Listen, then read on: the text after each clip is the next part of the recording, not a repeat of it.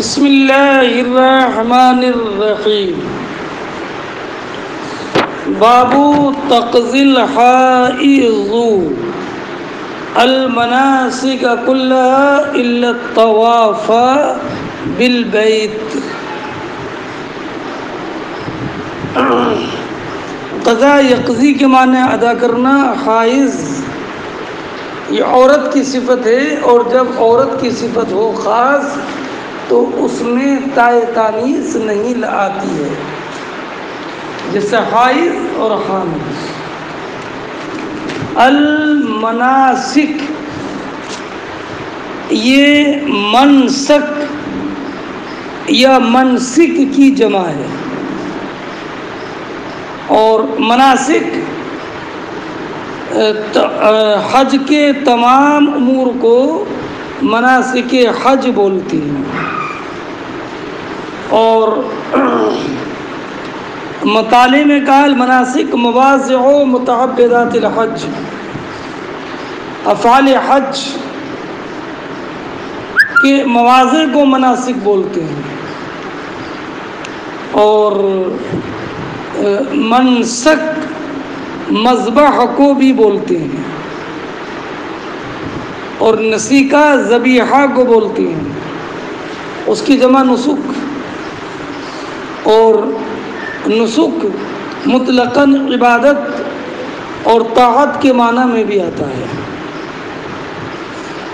اور ناسک کے معنی عابد، اور اس کی جمع آتی ہے نساک، جیسے زائد کی جمع زہاد۔ مناسک سے مراد یہاں پر امور حج۔ معنی یہ ہے کہ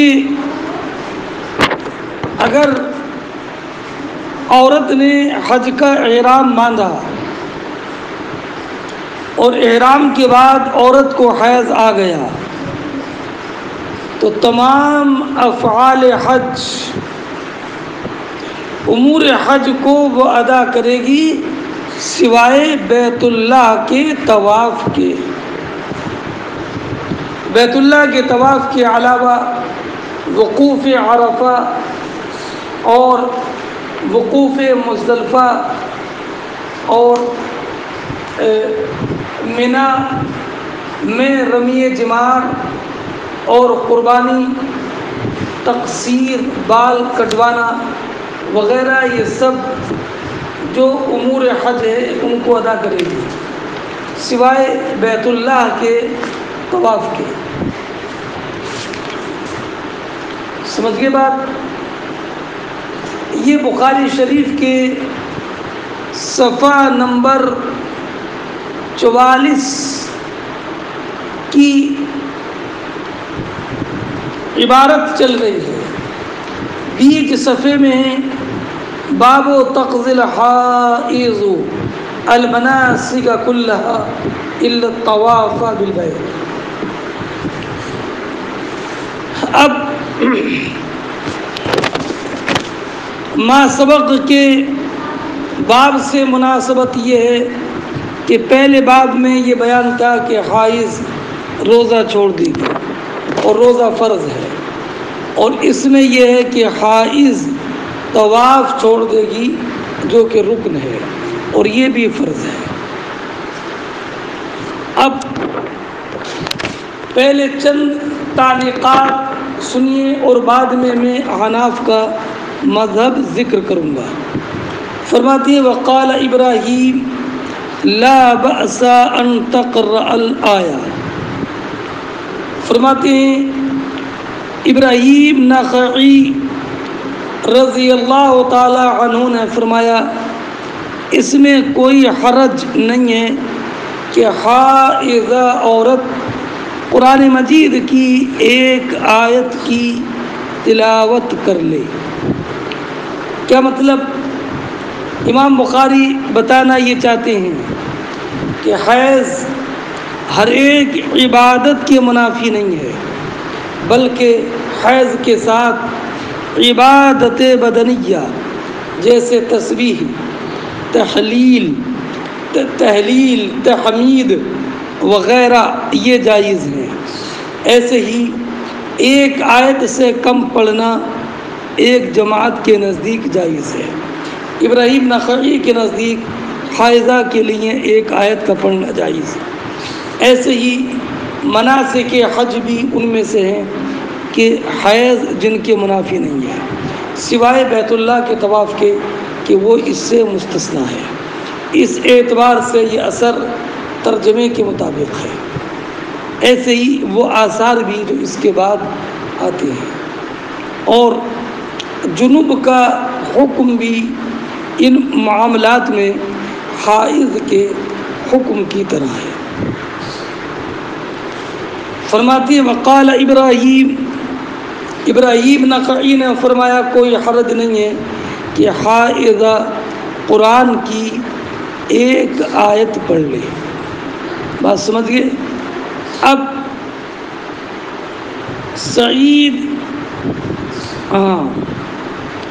سعید ابن جبیر اور عطا نے یہی کہا کہ آیت سے کم پڑھ سکتی ہے، پوری آیت نہیں ہے نا۔ اور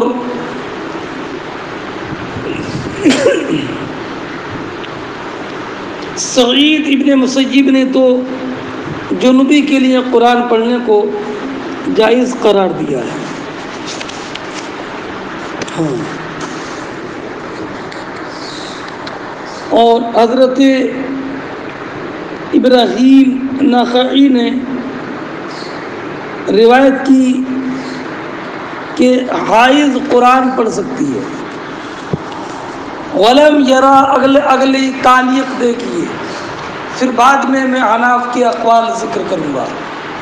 ولم یرا ابن عباس بالقراءۃ للجنوب شیئا، عبداللہ ابن عباس رضی اللہ تعالی عنہ نے جنوب کے لیے قرآن پڑھنے میں کوئی حرج نہیں سمجھا، یعنی عبداللہ ابن عباس رضی اللہ تعالی عنہ یہ رائے رکھتے تھے کہ جنوب ایک یا دو آیت قرآن کی پڑھ سکتا ہے۔ اور امام مالک رضی اللہ تعالیٰ عنہ سے ایک روایت یہ ہے کہ حائض قرآن پڑھے گی، جنوب نہیں، اس لیے کہ مدت حائض ہر مہینے میں 3 دن ہے۔ اگر حائض قرآن نہ پڑھے تو قرآن کو بھول جائے، اور جنوب کے لیے جائز نہیں ہے، اس لیے کہ جنابت کی مدت لمبی نہیں ہوتی، فوراً غسل کر سکتا ہے۔ فرماتی ہیں اگلی روایت،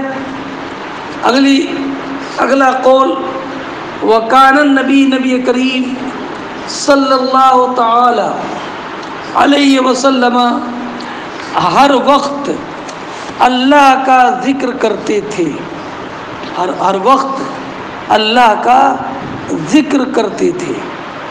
تو اس سے امام بخاری یہ ثابت کرنا چاہتے ہیں کہ جنوب اور حائض کے لیے قرآن پڑھنا بھی جائز ہے، اس لیے کہ سرکار ہر وقت اللہ کا ذکر کرتے تھے۔ ذکر عام ہے قرآن اور غیر قرآن کو۔ اگلی تعلیق دیکھیے، وقالت ام عطیہ کنا نؤمر ان یخرج الحیض فیکبرنا بتکبیرہم ویدعونا۔ ام عطیہ کہتی ہیں ہمیں حکم دیا جاتا تھا کہ ہم حیض والیوں کو نکالیں تو وہ لوگوں کی تکبیر کے ساتھ میں تکبیر کہیں اور دعا کریں۔ تو یہاں پر کیا ہے، فیکبرنا بتکبیرہم، تو اس سے معلوم ہوا کہ حیض والی کے لیے تکبیر و ذکر جائز ہے، اور ذکر و تلاوت میں کوئی فرق نہیں ہے۔ تو اس سے معلوم ہوا کہ وہ قرآن مجید کی تلاوت بھی کر سکتی ہیں۔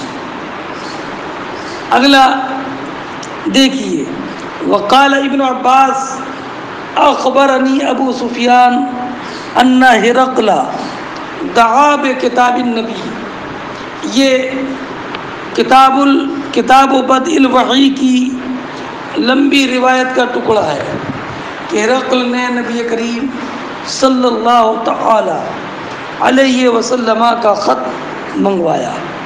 اس میں پڑھا کہ اس میں لکھا تھا بسم اللہ الرحمن الرحیم قل یا اہل الکتاب تعالوا الی کلمۃ سواء بیننا وبینکم الا نعبد الا اللہ ولا نشرک به شیئا ولا يتخذ بعضنا بعضا اربابا من دون اللہ فإن تولوا فقولوا اشهدوا بأننا مسلمون۔ ملا اور اس روایت سے امام بخاری کا استدلال یہ ہے کہ نبی کریم علیہ السلام نے خط میں یہ آیت لکھ کے روم کی طرف بھیجی، اور روم کافر تھے اور کافر جنوب ہوتا ہے، تو گویا کہ یہ بتایا کہ جب جنوب کے لیے یہ خط چھونا جائز ہے جو 2 آیتوں پر مشتمل ہے، تو اس کے لیے اس کی قراءت بھی جائز ہوگی۔ سمجھ گئے؟ حاصل یہ کہ نبی کریم علیہ السلام نے کفار کے لیے قرآن بھیجا، حالانکہ وہ غیر طاہر ہے، تو ان کے لیے قرآن کا چھونا اور پڑھنا جائز رہے گا۔ تو یہ اس بات کی دلیل ہے کہ جنوب کے لیے قراءت قرآن جائز ہے۔ وقال عطاء عن جابر حاضت عائشة فنسكت المناسك كلها غیر الطواف بالبیت ولا تصلی۔ حضرت جابر ابن عبداللہ کہتے ہیں کہ حضرت عائشہ کو حیض آ گیا تو آپ نے سارے مناسک حج کو ادا کیا سوائے بیت اللہ کے طواف کے، اور آپ نماز نہیں پڑھتی تھیں، آپ نماز نہیں پڑھتی تھیں۔ تو اس سے یہ معلوم ہوا کہ حائضہ سارے مناسک حج امور حج کو ادا کرے گی، صرف یہ کہ طواف نہیں کرے گی اور نماز نہیں پڑھے گی یہاں تک کہ وہ اپنے حیض سے پاک ہو جائے۔ اگلی روایت دیکھیے، اور حکم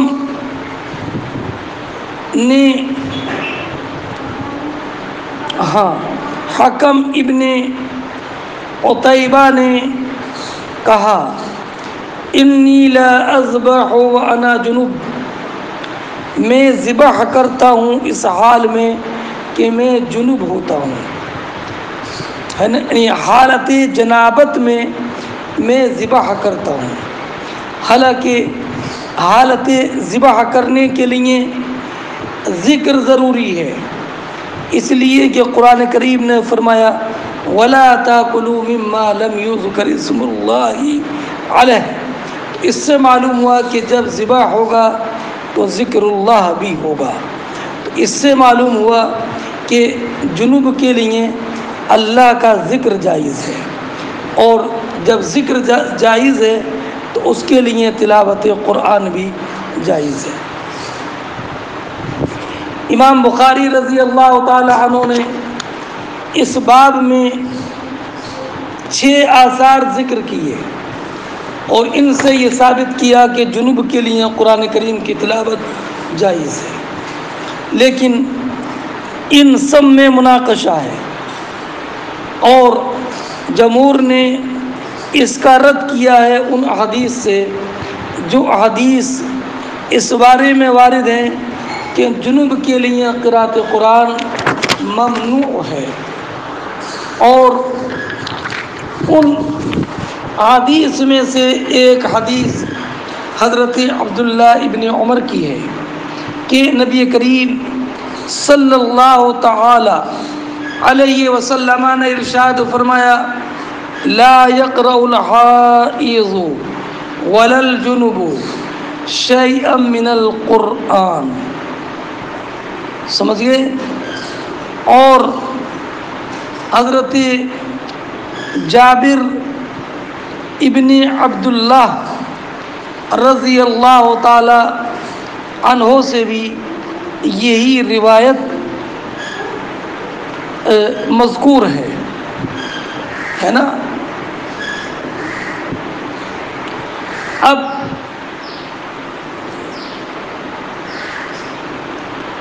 اس حدیث کی وجہ سے یہ ثابت ہوا کہ حائض اور جنوب کے لیے قراءت قرآن جائز نہیں ہے۔ اب وہ جو روایتیں امام بخاری نے پیش کی ہیں کہ نبی کریم ہر وقت اللہ کا ذکر کرتے تھے، اس سے مراد تسبیح و تحلیل ہے، اور وہ تو یعنی جس وقت میں جو ذکر مناسب ہوتا وہ کرتے ہیں۔ تو ذکر کا اطلاق صرف تلاوت قرآن ہی پر تو نہیں ہے۔ تو اب حالت جنابت میں نبی کریم علیہ السلام تسبیح و تحلیل کرتے تھے، نہ یہ کہ وہ قرآن کریم کی آیت کریمت کی تلاوت کرتے ہیں۔ ہرقل کے پاس جو آیت کریمہ لکھی تو وہ اس اعتبار سے نہیں کہ آیت کریمہ ہے، بلکہ اس اعتبار سے کہ وہ خط کے مضمون کا ایک حصہ ہے۔ اچھا، اور رہا انہوں نے جو ابراہیم نخعی رضی اللہ تعالیٰ عنہ کا فتویٰ ذکر کیا تو وہ ایک فقیہ کا فتویٰ ہے، اور لا یقرأ الحائض ولا الجنوب شیئا من القرآن شیئا، یہ نکرہ تحت نفی ہے، افادہ عموم کرے گا۔ اس سے تو یہ معلوم ہوا کہ حائض اور جنوب قرآن میں سے کچھ بھی نہیں پڑھیں گے، نہ ایک آیت اور نہ ایک آیت سے کم۔ بات سمجھ گئے؟ اب اگلی روایت دیکھیے، حضرت عائشہ صدیقہ رضی اللہ تعالی عنہا بیان فرماتی ہیں، یہ حدیث پاک پہلے گزر گئی کہ ہے نا کہ حضرت عائشہ صدیقہ رضی اللہ تعالی عنہ کو حجۃ الوداع کے موقع پر جو مقام شریف میں حیض آ گیا تھا اور یہ رو رہی تھیں، تو نبی کریم علیہ السلام نے ارشاد فرمایا، کیوں روتی ہو؟ یہ تو وہ چیز ہے جو اللہ رب العزت نے بناتے آدم پر مسلط کر دیا ہے۔ فافعلی ما یفعل الحاج، تم وہ کام کرو وہ تمام کام کرو جو حاجی کرتے ہیں، صرف یہ کہ تم بیت اللہ کا طواف نہیں کرو گے یہاں تک کہ پاک ہو جاؤ۔ یہ حدیث پہلے گزر گئی ہے۔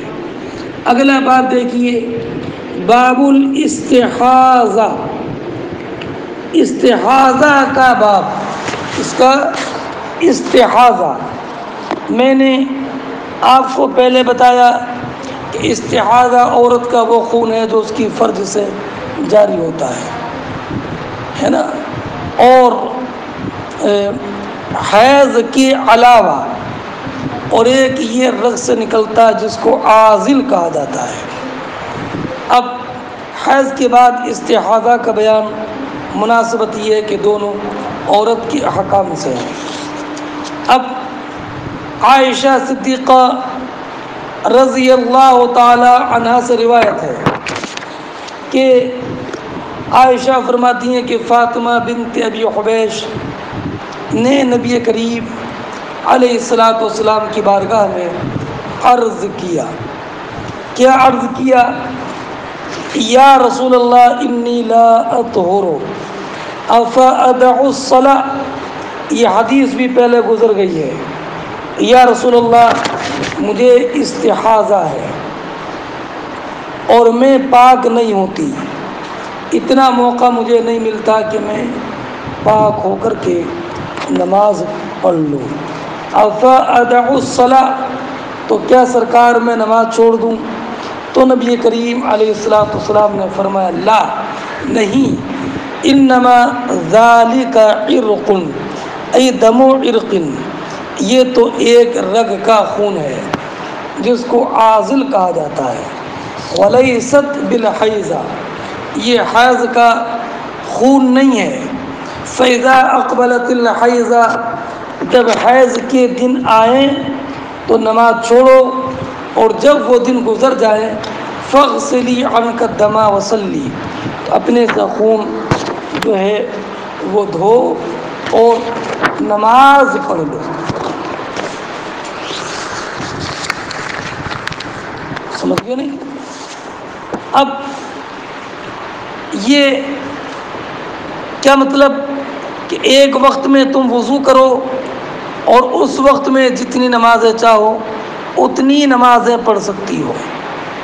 اب جب اگلا وقت آئے تو پھر تم ایک مرتبہ وضو کرو اور اس وضو سے جو نمازیں چاہو پڑھو، جب کہ کوئی دوسرا ناقض وضو نہ پایا جائے۔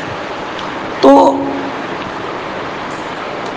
ایک وضو سے ساری نمازیں پڑھ سکتی ہو ایک وقت میں، چاہے وہ فرض ہو یا ایک فرض کئی فرض پڑھ سکتی ہو۔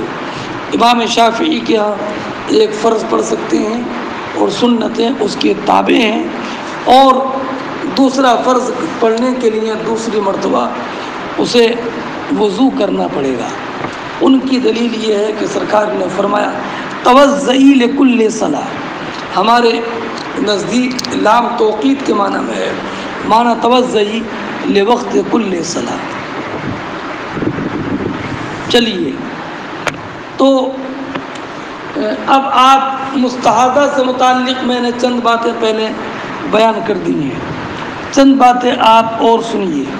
جمہور علماء کے نزدیک جریان دم کے وقت میں بھی وطی جائز ہے۔ یہی عبداللہ ابن عباس، سعید ابن مسیب، حسن بصری، عطا ابن رباح، سعید ابن جبیر، قتادہ، حماد ابن ابی سلیمان اور امام اوزاعی، سفیان ثوری، مالک، اسحاق، ابو ثور اور امام اعظم کا مذہب ہے۔ بات سمجھیے۔ اور دلیل یہ کہ حمنا کانت مستحاضہ وکان زوجها یأتیہا، اور عائشہ صدیقہ رضی اللہ تعالی عنہا سے مروی ہے کہ انہوں نے فرمایا لا یاتی زوجها، یہ قول امام ابراہیم نخعی کا ہے، حکم کا ہے، سلیمان ابن یسار کا ہے، امام شعبی کا ہے اور ابن علیہ کا ہے۔ ابن سیرین نے اس کو مکروہ کہا، اور احمد ابن حنبل کا مذہب یہ ہے کہ شوہر تبھی اس سے مجامعت کر سکتا ہے جب کہ استحاضہ کی مدت طویل ہو جائے، ہے نا۔ اور ایک روایت میں ان سے یہ ہے کہ وطی کرنا تبھی جائز ہے کہ جب کہ شوہر وطی کے لیے مجبور ہو جائے، سمجھ گئے۔ اور نمازیں البتہ فرائض و نوافل میں سے جو چاہے پڑھ سکتی ہے ایک ہی وضو سے، اور اور چند فرائض بھی پڑھ سکتی ہے، اور ہمارے یہاں ایک وقت میں جتنی نمازیں پڑھنا چاہے پڑھ سکتی ہے کہ نہیں؟ یہی جمہور علماء کا مذہب ہے۔ ہاں، اور یہی حضرت علی، عبداللہ ابن مسعود، عبداللہ ابن عباس، عائشہ صدیقہ سے مروی ہے۔ یہی قول عروہ ابن زبیر، ابو سلمہ، امام مالک، ابو حنیفہ اور امام احمد کا ہے۔ اور امام شافعی کے ہاں ہر فرض نماز کے لیے الگ سے حضرت عبداللہ ابن عمر، عطا ابن ابی رباح، عبداللہ ابن زبیر نے کہا کہ ہر نماز کے لیے غسل واجب ہے۔ ہمارے ہاں جو ہے وہ وضو کرنے کا حکم ہے، غسل کا نہیں ہے۔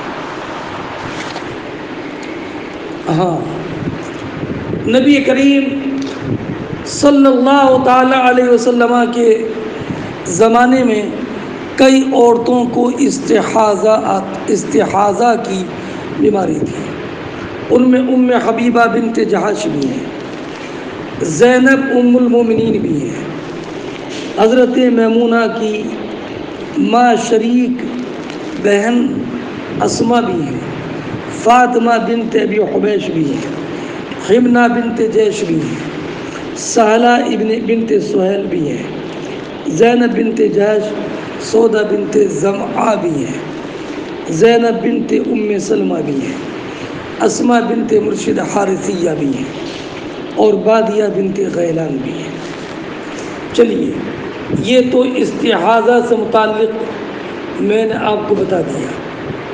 اگلا باب دیکھیں، باب غسل دم المحیض، حیض کے خون کے دھونے کا بیان۔ فرماتے ہیں حضرت ہشام فاطمہ بنت منذر بیان کرتی ہیں اسما بنت ابی بکر صدیق رضی اللہ تعالی عنہا سے کہ اسما بنت ابی بکر صدیق نے کہا کہ ایک عورت نے نبی کریم علیہ السلام سے عرض کیا، یا رسول اللہ، جب ہم میں سے کسی کے کپڑے کو حیض کا خون لگ جائے، کیف تصنع، تو وہ کیسے کرے؟ تو نبی کریم صلی اللہ تعالی علیہ وسلم نے ارشاد فرمایا کہ فلتقرصہ، پہلے اس کو رگڑے، پھر اس کو پانی ڈال کر کے دھو دے، ثم لتصلی فیہ۔ اس سے معلوم ہوا کہ حیض کا خون اگر لگ جائے تو اس کا دھونا یہ ضروری ہے، جبکہ وہ ایک دو قطرے نجاست غلیظہ ہے تو جتنی مقدار نجاست غلیظہ کی معاف ہے اتنی اس کی بھی معاف ہے، اس سے زیادہ اگر لگ جائے تو پھر دھونا یہ ضروری ہے۔ یہ حدیث پہلے گزر گئی ہے۔ اگلی روایت دیکھیے، یہ روایت عائشہ صدیقہ سے ہے، یہ حدیث بھی پہلے گزر گئی ہے۔ کانت احدانا تحیض، ہمیں حیض آتا تو پھر ہم خون اپنے کپڑے سے کھرچتے، پاک ہونے کے بعد پھر اس کو دھوتے اور اس سارے حصے پر پانی بہا دیتے، ثم تصلی فیہ، پھر اس میں نماز پڑھتے۔ اگلا کانت احدانا سے مراد ازواج مطہرات رضی اللہ تعالی عنہن ہے۔ اگلا باب دیکھیے، باب اعتکاف للمستحاضہ، یہ بات اس بارے میں کہ مستحاضہ کا اعتکاف کا کیا حکم ہے، یعنی اگر مستحاضہ نے اعتکاف کیا تو اس کا اعتکاف جائز ہے۔ ملا بھائی؟ اچھا، اعتکاف کا معنی مسجد میں روزے کے ساتھ ٹھہرنا، اعتکاف کی نیت کرنا۔ البتہ اعتکاف مستحب کے لیے روزے کی شرط نہیں ہے۔ فرماتے ہیں اکرمہ، عائشہ صدیقہ رضی اللہ تعالی عنہا سے روایت کرتے، اکرمہ یہ مولا ابن عباس ہے، سمجھ گئے؟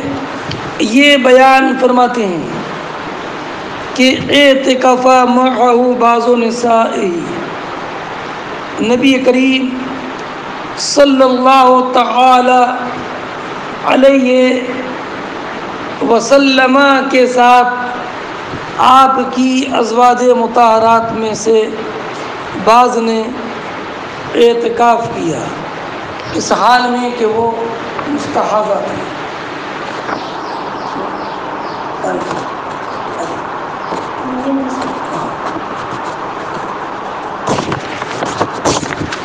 وہ مستحاضہ تھی،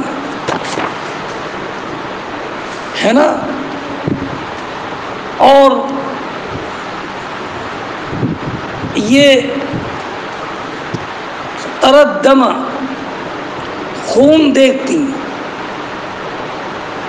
فربما تو بسا اوقات ان کے نیچے خون کی وجہ سے تشت رکھا جاتا، تشت رکھا جاتا۔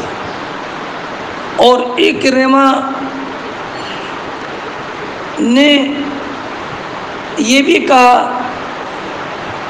تو اب اس سے یہ معلوم ہوا کہ نبی کریم صلی اللہ تعالی علیہ وسلم کے ساتھ آپ کی بعض ازواج مطہرات نے جو کہ مستحاضہ تھیں اعتکاف کیا تھا، اور چٹائی وغیرہ خون سے آلود نہ ہو وہ اپنے نیچے تشت رکھ لیتی۔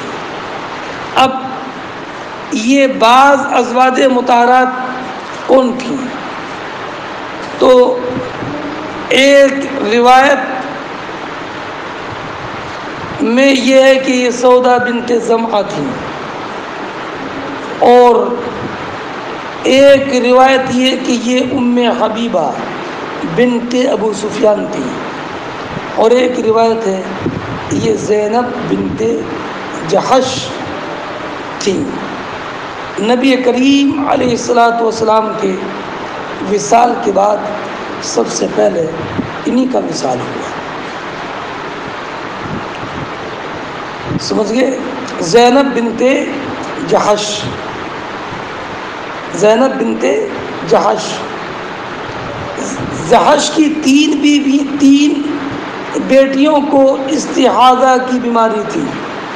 ایک تو ام المومنین زینب بنت جحش، اور ایک حمنہ جو طلحہ ابن عبید اللہ کی بیوی ہے، اور ایک ام حبیبہ جو عبد الرحمن ابن عوف کی بیوی ہے۔ بات سمجھ گئے؟ ہاں، اچھا، تو اس سے یہ معلوم ہوا کہ مستحاضہ عورت اعتکاف میں بیٹھ سکتی ہے۔ ملا بھائی؟